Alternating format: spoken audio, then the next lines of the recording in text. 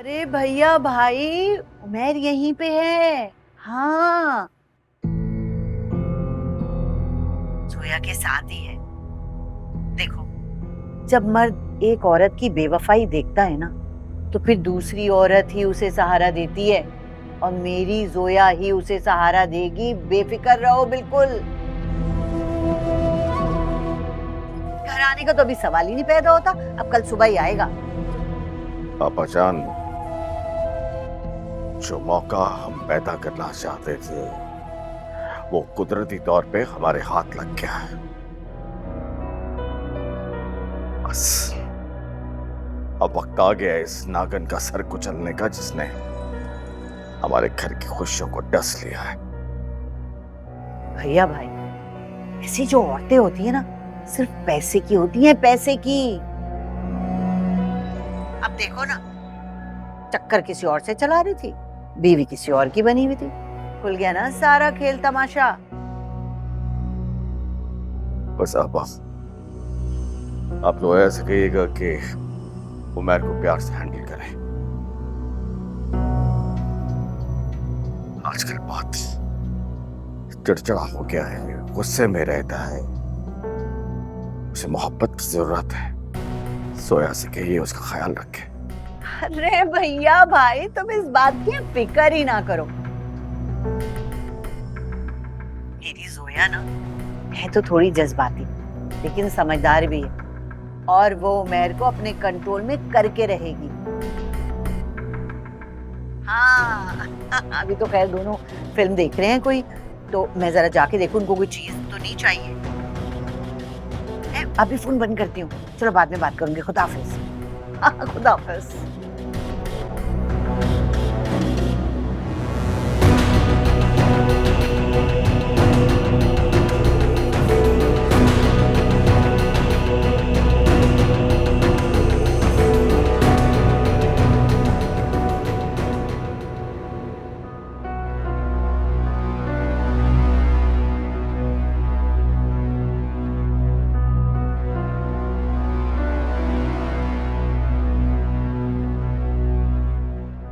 अरे जोया, यहाँ बैठी क्या कर रही है?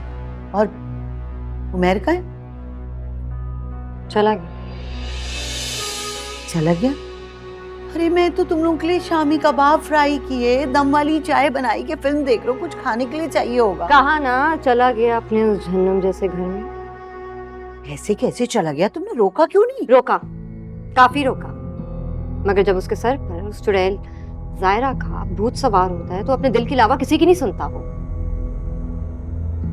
लो भाई, और भैया भाई वैसे ही खुश हो रहे थे बिला वजह। मैं भी आराम से बैठने वाली थी, कुछ ना कुछ तो ऐसा करूंगी जिससे उसकी जिंदगी बर्बाद हो जाए।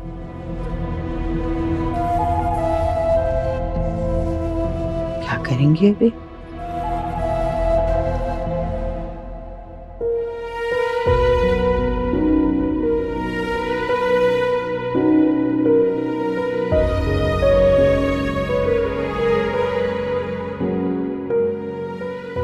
बीबी जी, आपने बुलाया मुझे?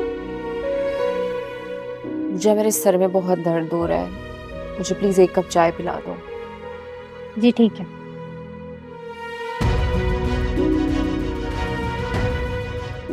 मैं सिर्फ इसलिए साथ से मिली क्योंकि नवीन ने कहा था कि हम दोनों से एक साथ मिलना चाहती है, कोई बात बताना चाहती है। बस यार, ये फजूल के बहाने अब नहीं चलेंगे। आसमान भी टूट रहा होना जायरा, तब भी तुम मुझे बता के जाना चाहिए था। मुझे ऐसा लगा कि तुम नाराज हो जाओगे, इसीलिए नहीं बताया मैंने। गॉड, तुमने सोचा तो मुझसे झूठ बोला। और भी पता नहीं कितनी दफा मुझसे झूठ बोल के तुम मुझसे मिलती रही हो। ऐसा कुछ नहीं है उमर। ऐसा ही है जायरा, वरना छुप छुप के तुम ना मिलती उससे। ये तो तुम पकड़ी गई तो मुझे पता चला, वरना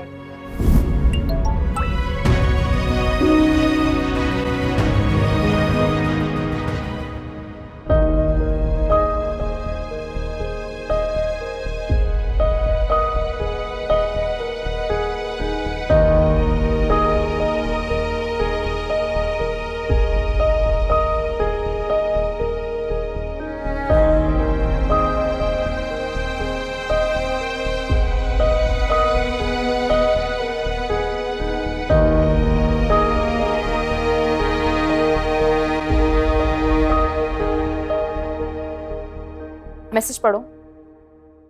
तुमसे कोई बात नहीं करनी मुझे। मुझे भी तुमसे कोई बात नहीं करनी। जिस बात का तुम मुझ पे इल्जाम लगा रहे हो या शक कर रहे हो, या जिस चीज का सिरे से कोई वजूद नहीं है, जिस चीज की तुम्हें एक्सप्लेनेशन नहीं चाहिए, ऐसी ही किसी बात का तुम्हारे हवाले से तुम्हारी लाडली ने मैसेज किया हुआ है। पढ़ो।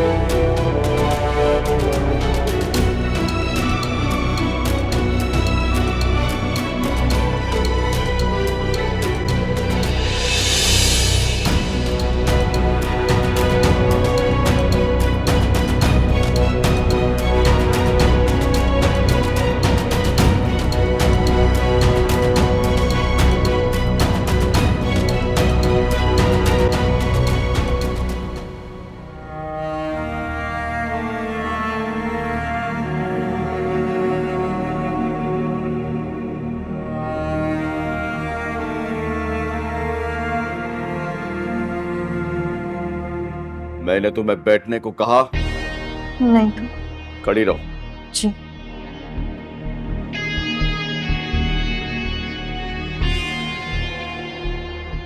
तुम जैसी औरतों को इज्जत देनी ही नहीं चाहिए। अभी तक जुबान नहीं काटी मैंने तुम्हारी जो तुम बुत पर ही खड़ी हो। क्या कहा है मैंने? मेरी जैसी औरतों को इज्जत देनी नहीं चाहिए। शाबाश।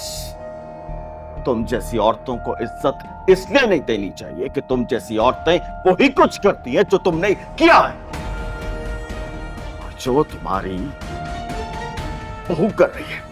जी? क्यों अपनी इंसल्ट करवा रही है इस तरह खड़े होके? चले यहां से। उसकी फिक्र छोड़ो और अपनी फिक्र करो। मैं अब भी अपनी बात पे कायम हूं। खुला लो और यहां से दफा हो जाओ। सौदा बुरा नहीं है। मैं आपकी तरह रिश्तों के सौदे नहीं करती। चले अम्मी।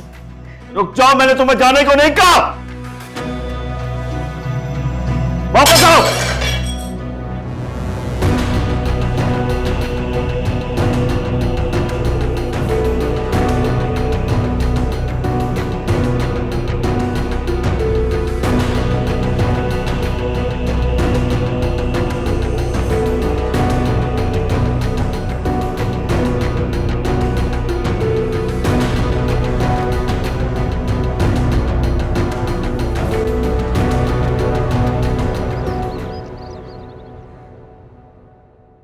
आपको एक बात पता है अम्मी, आज उमैर जैसा है ना, उसकी एक बहुत बड़ी वजह आप है और आपकी खामोशी भी है।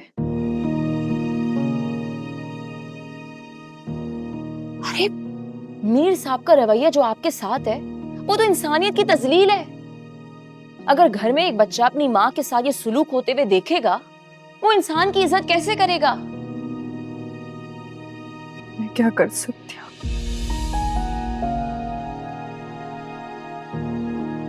क्या कर सकती हूँ? अम्मी, इज्जत हमारे पास चलकर खुद नहीं आती, हमें इज्जत के पास खुद चल के जाना पड़ता है, अपनी इज्जत खुद करवानी पड़ती है।